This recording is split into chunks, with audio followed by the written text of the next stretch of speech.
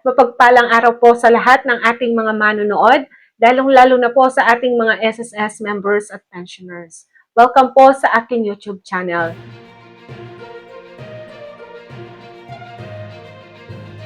Sa video po na ito, ating pag-uusapan kung ano yung mga dapat isaalang-alang bago magretiro.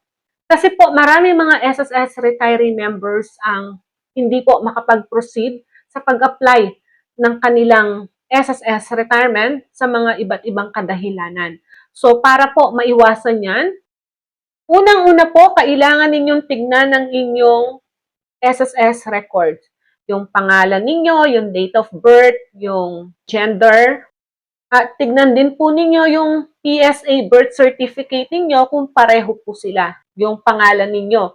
Meron pong nag-message sa akin, yung kanyang birth certificate, hindi pareho ng kanyang pangalan sa SSS record. So, hindi po siya makapag-apply ng retirement. Kailangan ninyong i-update o i-correct. Pangalawa, tingnan po ninyo yung inyong hulog, yung posted contributions ninyo sa SSS. Minsan po kasi alam natin ganito yung nahulog natin, pwede na tayong mag-apply ng SSS retirement, pero pagdating sa SSS, yung sa kanilang system, kulang pala kasi hindi posted yung mga iba.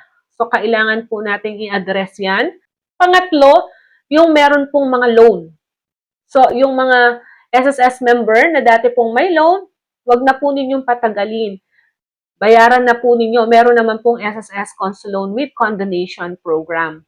Para pagdating po ng inyong retirement, smooth po ang pag-apply ninyo sa SSS. Check din po ninyo, isa din po sa reason kung bakit hindi po ma-proceed ang inyong SSS application.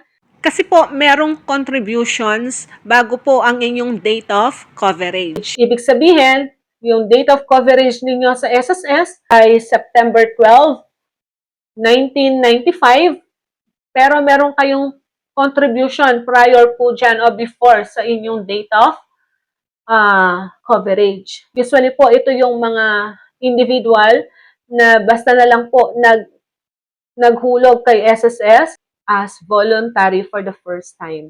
Kasi po, hindi po pwede mag-contribute kay SSS ng for the first time voluntary po kayo.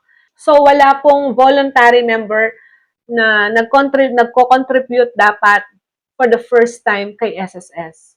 Kasi yung voluntary member ay para lang po sa mga former OFW, employed, self-employed. And then, na-stop sila at gusto nilang i-continue ang kanilang paghuhulog kay SSS as voluntary. So, yan po, kailangan ninyong i-check yung mga yan. So, napakahalaga dahil kung hindi po ninyo i-check yan, so pagdating ng retirement ninyo, mamumroblema po kayo or magkakaroon ng delay ang inyong pag-apply. So, yan po ang mga dapat isaalang-alang bago kayong mag-apply ng retirement benefit. So, iyan lamang po ang ating information sa ngayong araw na ito. Have a nice day and God bless us all. Ito po ang inyong lingkod, Pro Information Hub.